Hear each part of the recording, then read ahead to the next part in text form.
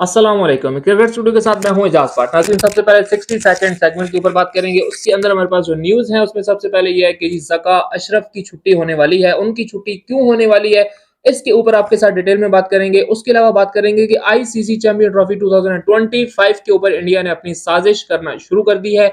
Indian media ने अभी से प्रोपेगेंडा बनाना शुरू कर दिया है कि चैंपियंस ट्रॉफी के लिए क्या होगा, कौन सा वेन्यू होगा, इसके ऊपर डिटेल में बात करेंगे। उसके अलावा बात करेंगे कि इंडिया टीम के अंदर भी कैप्टनसी के ऊपर जंग छिड़ चुकी है। प्लेयर्स का आपस में वही हाल हो चुका है जो हमेशा से जो है वो होता आया है कि हर वर्ल्ड कप के बाद जो प्लेयर्स आपस में कैप्टनसी के ऊपर लड़ाइयां करते हैं, तो वो सिचुएशन दोबारा से शुरू हो गई है। उसके ऊपर बात करेंगे। और उसके अलावा बात करेंगे कि पाकिस्तानी अवाम को पीसीबी के ऊपर बड़ा गुस्सा है।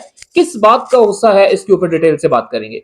तो सबसे पहले बात करते हैं नाज़रीन पीसीबी चेयरमैन ज़का अशरफ की छुट्टी के हवाले से। तो नाज़रीन, उनकी छुट्टी होने वाली है क्योंकि पाकिस्तान क्रिकेट बोर्ड के अंदर इलेक्शंस होने वाले हैं। इलेक्शंस की डेट आ चुकी है और ज़का अशरफ साहब इसके एल भी हैं या नहीं है, ये सबसे इंपॉर्टेंट बात है।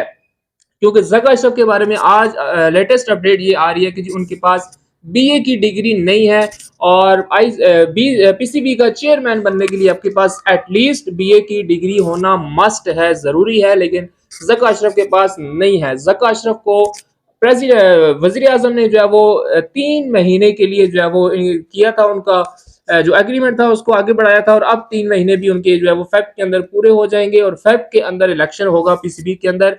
और उसके लिए आपके मौजूदा चेयरमैन पीसीबी ज़का अशरफ जो है वो इवन उसके लिए जो है वो क्वालिफाई भी नहीं कर पा रहे, उसके लिए जो है वो अवेलेबल नहीं होंगे, वो उस इलेक्शन का हिस्सा नहीं होंगे और ज़का अशरफ की फेब के अंदर छुट्टी हो जाएगी। वैसे भी यही ऐसे ही होता है आज तक हमेशा से कि जी जो भी पार्टी होती है सियासी, उसी का जो है वो अपना चेयरमैन होता है। लेकिन अब क्योंकि सियासत भी एक ऐसे मोड़ पे खड़ी है कि जिसके बारे में कुछ नहीं कहा जा सकता, तो पाकिस्तान के पीसीबी के चेयरमैन ज़का अशरफ की सीट भी इस टाइम खतरे के अंदर है और वो बहुत जल्द अपनी इस सीट से हाथ धो बैठेंगे। और उसके बाद मेरे ख्याल में जो स्ट्रॉन्ग उम्मीदवार होंगे वो आपके पास नजम सेठी ही होंगे। लेकिन इसके लिए हमें फरवरी का इंतजार करना पड़ेगा कि फरवरी के अंदर आया कि कोई सूरत हाल बदलती है, क्योंकि खावर को जो है वो पीसीबी इलेक्शन कमीशन का जो है वो हेड बना दिया गया है। उन्होंने इलेक्शंस करवाने हैं 4 फेब को, 4 फेब 2024 को इलेक्शंस करवाने हैं उन्होंने, जिसके अंदर 2 से 3 उम्मीदवार जरूर होंगे। लेकिन उसके अंदर जो ज़का अशरफ के जो चांसेस हैं वो सबसे ज्यादा कम है कि वो उसके अंदर नहीं होंगे। उसके अलावा नाज़रीन, दूसरी बड़ी खबर, आईसीसी चैंपियन ट्रॉफी 2025 इंडिया का हमेशा से मसला रहा है और इसके ऊपर भी अब भी इंडिया ने आज से ही प्रोपेगेंडा करना शुरू कर दिया है कि जी आप टीम को पाकिस्तान नहीं भेज सकते और पूरा का पूरा जो टूर्नामेंट है वो पाकिस्तान की बजाय दुबई में होगा। यानी कि उन्होंने अभी से ही ये खबरें चलाना शुरू कर दी है आईसीसी के साथ मिलके कि जी पूरा जो टूर्नामेंट है वो दुबई के अंदर होगा, वो पाकिस्तान के अंदर नहीं होगा। और ये उनके पीछे उनकी एक पूरा प्लान होता है, पूरी एक साजिश होती है, जिसकी छोटी सी मिसाल ये है कि देखिए जब वो शुरू से इस बात को लेकर चलते हैं कि जी हाँ जी एक भी मैच नहीं होगा पाकिस्तान के अंदर, तो फिर यहाँ पे आके जो पाकिस्तान के जो भी बोर्ड का चेयरमैन होता है वो थोड़ा सा ढीला पड़ जाता है और वो फिर ये कहता है चले जी ऐसा करें, हाइब्रिड मॉडल करवा लेते हैं, आधे मैच दुबई करवा लेंगे, आधे पाकिस्तान करवा लेंगे। हालांकि ऐसा नहीं होना चाहिए। 7 टीमों ने पाकिस्तान आना है। जब 6 टीमें पाकिस्तान आने को राजी हैं, 6 टीमें पाकिस्तान आके जो है वो सीरीज अपनी खेलती हैं, तो फिर एक इंडिया की टीम को क्या मसला है? इंडिया को बाइकआउट करवा दें, इंडिया ना आए, चैंपियन ट्रॉफी ना खेले, कोई मसला नहीं। इसकी जगह जो नेक्स्ट टीम बनती है आपकी श्रीलंका, आप उनको क्वालिफाई करवा दें और उनको आप जो है वो आईसीसी चैंपियन ट्रॉफी खिला दें। लेकिन ऐसा नहीं होगा क्योंकि बीसीसीआई जो है वो आईसीसी का लाडला है और आईसीसी शायद जो है बीसीसीआई का लाडला है। दोनों एक दूसरे की गोद में बैठे हुए हैं, तो फिर यही होना है। कभी पाकिस्तान नहीं आ रहे एशिया कप खेलने के लिए, कभी पाकिस्तान नहीं आ रहे चैंपियन ट्रॉफी खेलने के लिए, उधर भी इनको हाइब्रिड मॉडल चाहिए, इधर भी इनको हाइब्रिड मॉडल चाहिए। इतनी टीमें आ रही हैं, क्या मसला है आपको? कोई भी मसला नहीं है, कोई सिक्योरिटी इशू नहीं है।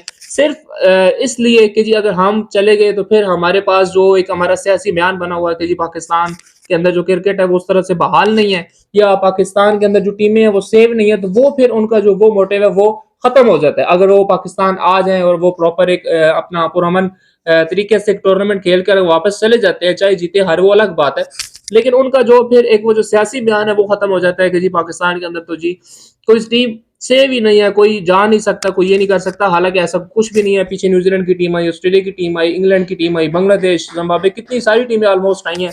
तो इस तरह का तो कोई भी वो नहीं है। लेकिन फिर भी इंडिया के पास डेफिनेटली वो एक जवाब अब बना हुआ जो उनका है वो खत्म हो जाता है अगर वो चैंपियन ट्रॉफी खेलने के लिए आ जाए। लेकिन मेरा ख्याल ये कि इंडिया को थोड़ी सी स्पोर्ट्समैन स्पिरिट शो करवानी चाहिए और उन्हें पाकिस्तान जरूर आना चाहिए, चैंपियन ट्रॉफी जरूर खेलनी चाहिए। उन्हें पूछे, आप अपने सीनियर से पूछे, कौन सा सीनियर, इरफान पठान से पूछे, सहवाग से पूछे, ज्यादा पुरानी बात नहीं कर रहा, तेंदुलकर से पूछे, क्या ये सारे नहीं आते थे, युवराज सिंह, हरभजन सिंह, क्या ये सारे नहीं आते थे?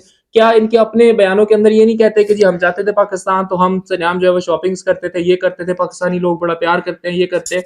तो अब आके सिर्फ सियासी बेस के ऊपर और सियासी बुनियाद जो है वो सियासी मोटिव बना के आप इस तरह से जो पाकिस्तान के खिलाफ बातें कर रहे हैं, इससे मेरे ख्याल में कोई आपको इससे जो है वो कुछ भी हासिल नहीं होने वाला।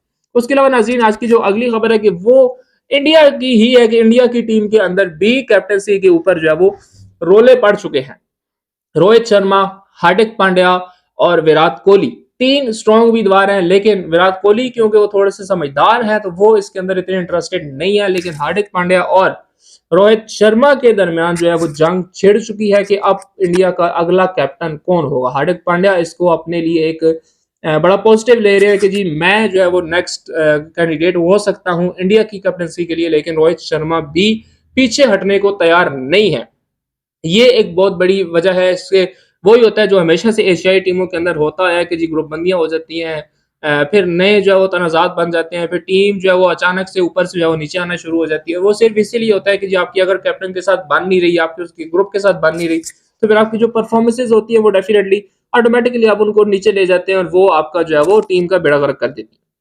उसके अलावा आखिरी खबर जो बड़ी इंपॉर्टेंट है कि अवाम को पीसीबी के ऊपर गुस्सा क्यों आया है। नाजीन, लास्ट मैच के अंदर, कल के मैच के अंदर आजम खान ने जो है वो फलस्तीन का फ्लैग जो है वो अपने बैट के ऊपर लगाया और उसके साथ उन्होंने इनिंग खेली, जिसको मैच के दौरान भी अंपायर ने जो है वो मना किया कि जी आपको ये अलाउ नहीं है, लेकिन आजम खान उसके बावजूद जो है वो उस मैच को खेलते रहे, उसी बैट के साथ खेलते रहे, उसी फ्लैग वाले स्टिकर के साथ खेलते रहे, लेकिन एट द एंड पीसीबी की तरफ से उनको मैच फीस का 50% फाइन हुआ है, जो डेफिनेटली उन्होंने पे भी कर दिया, सब कुछ हो गया। लेकिन इस टाइम पाकिस्तानी अवाम को पीसीबी के ऊपर गुस्सा इसलिए है कि जी क्यों, आखिर क्यों आपको इस चीज से मसला था कि अगर कोई फ्लैग लगा के खेल रहा है तो उससे क्या मसला है? कोई मसला नहीं होना चाहिए था, इसके अंदर कोई भी ऐसी चीज नहीं थी जो आईसीसी के रूल्स को जो है वो कंडेम करे, कुछ भी नहीं था इसके अंदर, ना इससे कुछ होता है। देखिए वो इससे आप पट्टियां बांध के खेलते हैं, कभी वो साउथ अफ्रीका वाले पिंक शर्ट पहन के खेलते हैं, तो वो एक अपना उनका एक अंदाज होता है, एक अपनी उनका एक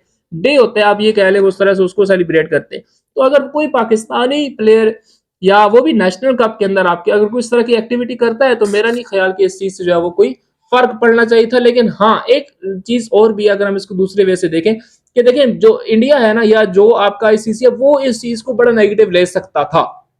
अगर पाकिस्तान एक्शन ना लेता तो वो जरूर बीच में अपनी एंट्री मारता, और उसने अपनी एंट्री मारने के बाद जो है वो कोई ना कोई आजम खान के ऊपर या पाकिस्तान के ऊपर जो है वो कोई ना कोई अपना नया कट्टा खोल देना था, जिस तरह से उन्होंने स्पेशली श्रीलंका के साथ बेचारों के साथ किया था।